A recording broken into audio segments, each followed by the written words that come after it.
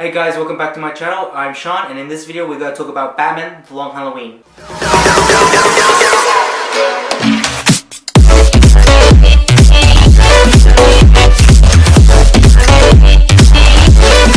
Batman is my favorite fictional character of all time. I love Batman. Batman is my favorite character, my favorite superhero, and one of the best Batman stories is Batman: The Long Halloween, which is written by Jeff Loeb and art by Tim Sale. And Batman: The Long Halloween just got its very own animated film, which is Batman: The Long Halloween Part 1. I say Part 1 because they decided to make the animated film into two parts, Part 1 and Part 2. Part 1 is already out. I loved it. It was amazing. Go watch it. I recommend it. And Part 2 will come out July, the end of July. And in this video, I'm going to explain what happens in the comic book and tell you what it is. If you don't want spoilers for the film, then don't watch this video. Go watch the Part 1 and wait for Part 2. But if you really want to know what happens in the comic, this is the video, so let's get into it. The comic book begins with a wedding in June. Now remember, dates in this comic is very important, and it begins with a wedding in June. And it's Carmine Falcone. He's one of the biggest crime bosses in Gotham. He's throwing a wedding for his nephew Johnny Vitti, and Bruce Wayne is there, and he talks to Carmine Falcone in his office. Basically, Carmine Falcone wants Bruce and his company to help Carmine with his crime boss and all that, because their fathers were friends and all. And Bruce is like, no, he doesn't want to use his company. He doesn't want the bank to do anything with the dirty money with Carmine. So yeah. After that, Bruce Wayne leaves, and he then is leaving with Selina Kyle, who we all know is Catwoman. Once they were leaving, they found Harvey Dent, the DA, on the ground, knocked out. And the reason why, because he was beaten by Carmine's men. Anyway, they wake him up, and Harvey Dent told him to not tell anyone about this, and he leaves. After that, Bruce and Selina went their separate ways. Harvey then went to Captain Gordon. He's Captain Gordon. He's not Commissioner yet. Remember, this story takes place in Bruce's second year as Batman, so he's fought most of his villains. So yeah, and Gordon is the captain. So yeah. Anyways, Bruce then later goes and breaks into Carmine Falcone's office to get into his vault as Batman. He goes as Batman, and right there he meets up with Catwoman, who of course, like I said, Selina Kyle.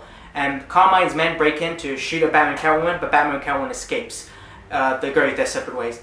After that, Batman goes to Jim Gordon and Harvey Dent. Jim puts on the bat signal to call Batman. They meet, and they all decide to work together to take down Carmine Falcone, the mob, the crime in Gotham, all three of them. Captain Gordon makes them promise to work together as a team, and they do. They decide to promise, yeah.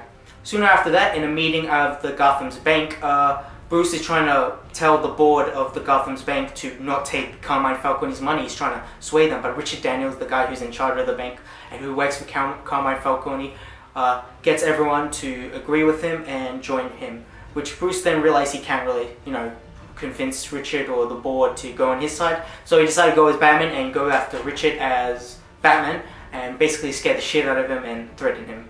Richard Daniels soon after leaves the bank and resigns, and Bruce steps in to help the bank. Carmine Falcone wasn't too thrilled about this, so he ordered his nephew Johnny Vitti in August to basically handle Richard Daniels, and then in September, Johnny Vitti kills Richard Daniels, but then on Halloween night, Johnny Vitti gets assassinated in his own home while he was taking a bath. The person that murdered him left a .22 caliber gun with a baby bottle opener as a silencer. He also left a jack-o'-lantern. Batman, Captain Gordon, and Harvey Dent discuss the death of Johnny Vitti. Harvey Dent says, who cares, forget this guy, he's a piece of shit.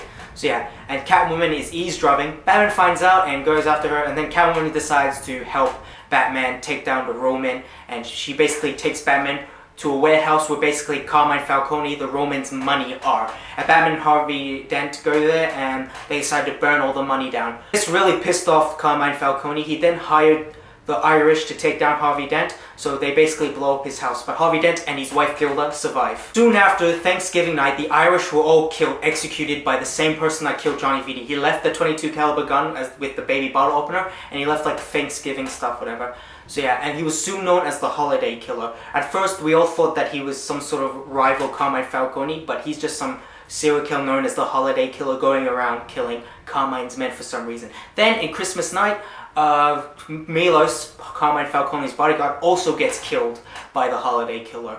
Then on New Year's Eve, Batman had to put his investigation of this Holiday Killer aside because he has to deal with the Joker. The Joker breaks out of Arkham and he is trying to kill Holiday. See, the Joker is trying to basically gas all the people of Gotham on New Year's night, and he believes that Holiday is down there somewhere because half of Gotham is there, and Joker wants to kill Holiday because he believes that there should be only one homicidal maniac. That's me. So yeah, and if he's not down there, well, Joker's like, well, at least I get to kill half of the city, which is pretty funny. Meanwhile, Harvey Dent's assistant finds out that there's a connection between Bruce Wayne's father and Carmine Falcone's father, and he finds that in some old reports. And also, Carmine Falcone's son, Alberto Falcone, gets killed by the Holiday Killer. Soon after that, Sal Ramone, who's the rival of Carmine Falcone, his men gets killed by Holiday on like Valentine's Day and all that. And the next few months, Holiday's just killing Sal Ramone's men, and there's a war between Sal Ramone and Carmine Falcone because Sal Ramone thinks the Holiday is Carmine Falcone's doing.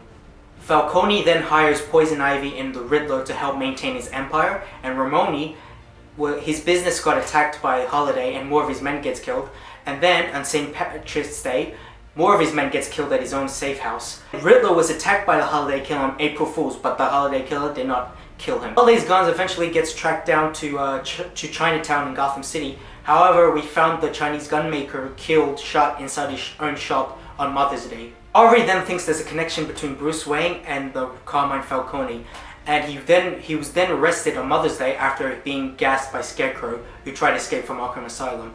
Then we later find out that Thomas Wayne saved Carmine Falcone's life after he was shot. Harvey thinks there's a connection, and then on Father's Day, which was the trial for Bruce, Alfred then embarrassed Harvey Dent, telling him that the Gotham Police Department and the law there is corrupt, and Thomas Wayne did put a report in it, but the police never cared and just let it be. Batman then tracks down the Riddler to find out why he was left alive by the Holiday Killer, and then we find out that Riddler was working for Falcone, but he was then fired because Riddler gave solutions to Falcone that he didn't really like. And then Batman suspects that the Riddler was left alive by the Holiday Killer so that he can spread that the Holiday Killer is after Ramone.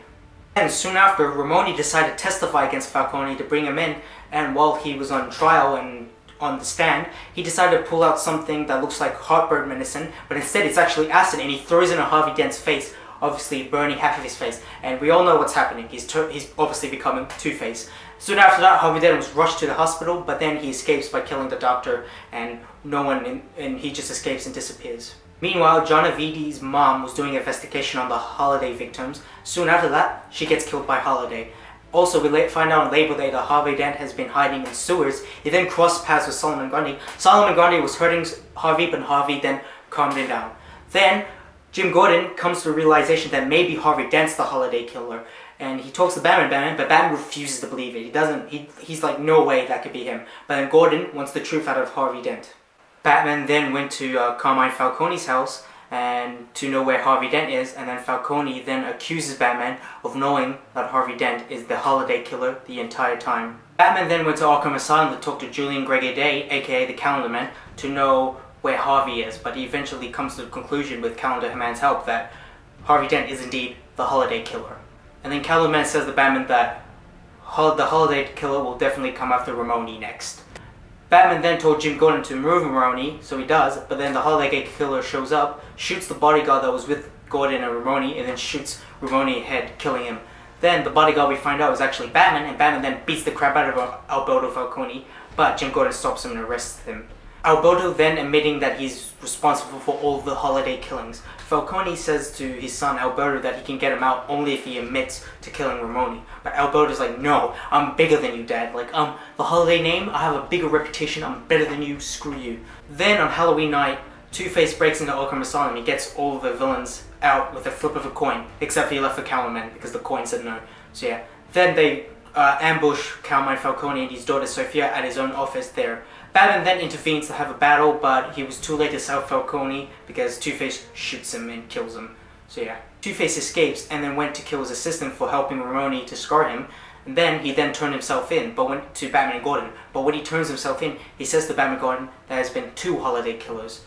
Batman and Gordon talk about what Harvey meant, but then they thought that maybe it's Alberto Falcone and Harvey Dent, both of them were the Holiday Killers. But no, turns out Harvey Dent's wife, Gilda, was the Holiday Killer. She was one of them, and she committed crimes, and we see her unpacking and having the gun with the baby bottle opener and serial number ripped off, and her hat and a coat that looks like the Holiday Killer. So yeah.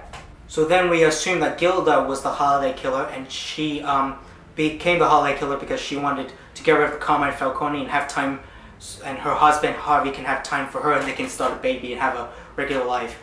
And it's been assumed that Alberto Falcone has been lying and he's not really the holiday killer. It's actually been Harvey and Gilda, and that's how the story ends. That's Batman: The Long Halloween. Yeah.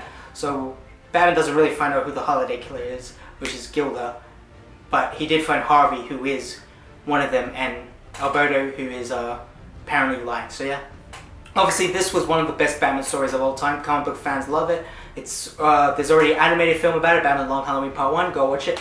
Part 2 comes on July. And yeah, Batman: Long Halloween, I really think it's a great story. Thanks for watching. Please like, subscribe, share this with your friends and family. Comment down below what you think of Batman: Long Halloween. And yeah, thanks.